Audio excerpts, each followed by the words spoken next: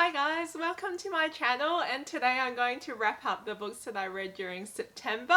Every month I do these wrap-ups to talk about the books that I read and just to give them a mini review. So as usual, I'm going to start off with the books that I love the most down to the books that had the least stars from me. I absolutely loved Freedom Swimmer by Chim. It's by an Own Voices author, and it's about her father who escaped communist China by swimming over to Hong Kong. It gave me a lot of feels and made me realize just how hard that our parents had to come to Australia and to give us a better life. It feels really authentic with a Chinese setting, and I love how the story was about friendship. I gave this one 5 stars. Go diversity! I also binge read the Mist Peregrines Home for Peculiar Children trilogy because the movie was coming out. I love the first book, I love the second book. Both were really exciting and had all these strange occurrences happening. It was fun meeting each of the children and finding out their peculiarities. And yeah, I loved how the story was focused around, these pictures that are in the books.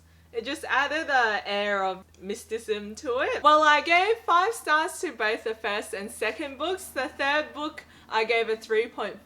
It just felt like it tried to cram too much in one book and it was just really slow. If you want to find out my full thoughts on the series, check out my full series review. I'll link it down below. This is Empire of Storms by Sarah J. Maas, and you guys know I love Throne of Glass. It's one of my favorite series of all time. Empire of Storms was just as amazing as I expected. I love seeing Manon and how she just got her moment to really shine and kick ass. I loved Rowan and Aylin, even though they were a bit cheesy and out of character at times. And I love seeing Dorian and all of the other cast of characters. Elide and Lorcan are my favourite new ship. I did think that it was filled with a lot of forced romances though, and it was a very romance heavy book. I still love this world. I gave it a 4.5. Sarah J. Maas can do no wrong in my eyes. There's also Words in Deep Blue by Cath Crowley. I read this one for OzYA, which was on ABC Radio, which I covered there. Words in Deep Blue was such a nice read. It was so cute seeing couples connect over letters that they leave in a bookstore. I loved how it had lots of old school charm. There was a second chance romance here, and oh, it was just so cute. I ended up giving this 4 stars. I also read Shield, which is the last in the Spark trilogy by Rachael Craw. This is a popular sci-fi series about DNA manipulation. I found that some of the concepts were quite complex. In the third book, they built upon the complex concepts about the DNA triggering different manipulations in people, but they even introduced more. I felt that Shield was a bit confusing at times. I found it hard to pick up and get into because of all these new concepts, and it took quite a darker turn compared to some of the previous books.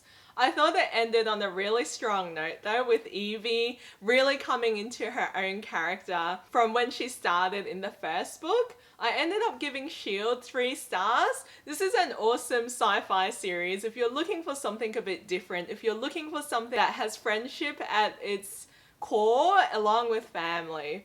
The Road to Winter by Mark Smith is also something that I read for OzYA on ABC Radio. This one is like a survival dystopian set in an Australian small town.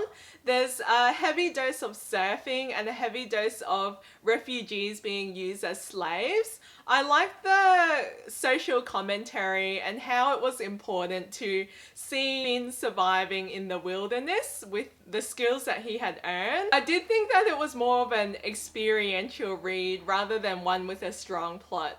I gave The Road to Winter 3 stars. I also read Rat Queens, which is a graphic novel that I've heard a lot about. It's quite a great feminist read with lots of snark, lots of really hilarious characters who swear and who really don't give a damn when it comes to the magic and the sorcery and the people. There wasn't really a strong plot to keep me moving. It was more introducing these characters in their different places in time. I'm interested to see where it goes, but when it comes to graphic novels, I prefer something with a really strong narrative. Lots of people love this though, and the artwork is absolutely gorgeous. I gave this one 3 stars as well. The last book I read in September is The One Who Got Away by Carolyn Overington. Sometimes I like to take a break and read adult thrillers, and this one has been compared to Girl on the Train. I thought it was really creepy, and the way that it told the story was through media outlets and interviews, just like Gone Girl. I had trouble connecting to the 2 main characters of the book because of this, but the end really did shock me. I ended up giving it 2.5 stars. So these are all the books that I read during September. There were definitely a few favourites, and I can't wait to tell you about October that's almost past now. I hope you guys find a book that you want to read in here and that you enjoyed my video. So that's all guys. Please give me a thumbs up if you liked it. Leave a comment below if you want to discuss anything, and I'll see you guys